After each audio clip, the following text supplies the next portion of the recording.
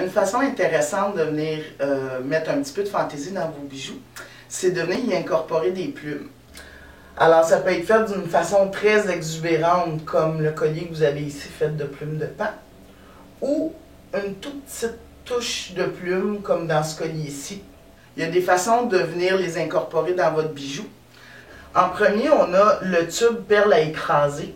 Donc, vous venez l'écraser sur vos plumes avec une pince à perles à écraser.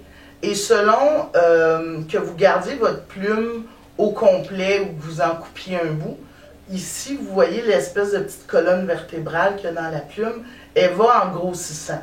Donc, si vous gardez la plume telle qu'elle, vous pourrez juste en rentrer une dans votre connecteur. Mais si vous décidez de les couper à peu près ici, vous allez pouvoir en rentrer plusieurs à l'intérieur. Donc, une fois que vos plumes sont toutes entrées, vous venez l'écraser.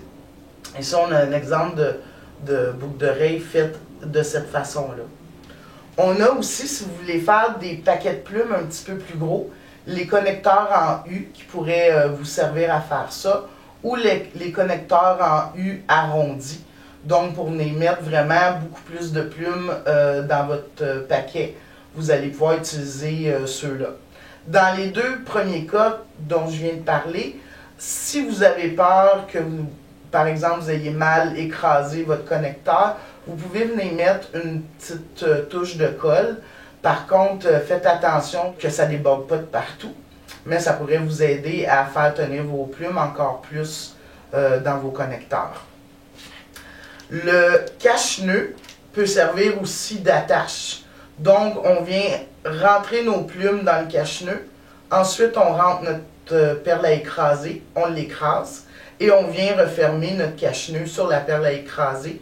Puis dans le petit œillet ici, on peut rajouter un anneau ou un crochet à boucle d'oreille, puis notre boucle d'oreille serait déjà faite.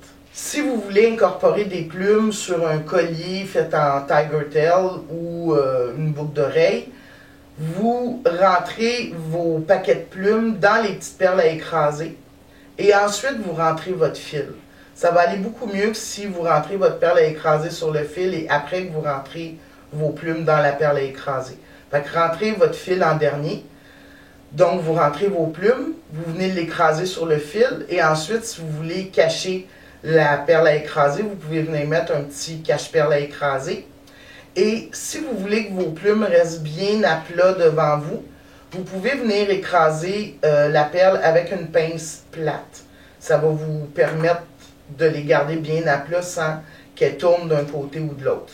Puis ensuite, au bout des tiger tails, vous pourriez soit les couper complètement ou venir rajouter des petites perles de décoration. Une façon qui est intéressante de venir mettre vraiment beaucoup de plumes dans un bijou, c'est de venir les entourer de fils de cuivre ou de fils métalliques. Puis ce qui est intéressant dans cette technique-là, c'est que vous allez pouvoir les mettre au fur et à mesure. Donc vous mettez quelques plumes, vous l'entourez de fils de cuivre, vous rajoutez d'autres plumes, vous entourez, vous rajoutez d'autres plumes, vous entourez. Comme ça, ça vous permet de faire un beau bouquet sans être obligé de toutes mettre les plumes d'un seul coup. Vous pouvez utiliser n'importe quelle grosseur de fil de cuivre, mais entre autres, le 24 ou le 28 va être un peu plus facile pour vous à travailler. Et faites attention de ne pas trop resserrer votre fil autour des plumes, parce que ça pourrait venir les sectionner. Puis à ce moment-là, ben, vos plumes tomberaient. Une dernière façon de venir incorporer des plumes, c'est de venir utiliser la colle sur une surface déjà existante. Donc, dans ce cas-ci, c'est une bille de bois. On est venu mettre la colle E6000 sur la bille et on est venu coller les plumes après. Faites toujours ça dans cet ordre-là, parce que si vous mettez la colle sur la plume avant de la coller sur la surface, ça risque d'ébouriffer votre plume et elle va être moins jolie. Donc, en mettant la colle sur la surface et ensuite la plume sur la colle, vous allez pouvoir venir bien arranger vos plumes sur la surface. Dans les plumes, il existe des plumes de toutes sortes de volatiles différents. Il y a des plumes de coq, des plumes de poule, des plumes de faisan, comme ici on en voit, des plumes d'autruche, des plumes de canard, etc. Il y a des plumes qui sont dans leur couleur naturelle et il y a des plumes qui sont teintes, toutes sortes de couleurs, comme ici, les plumes rouges. Fait que c'est à vous après ça à voir de quelle façon vous allez les incorporer à vos bijoux.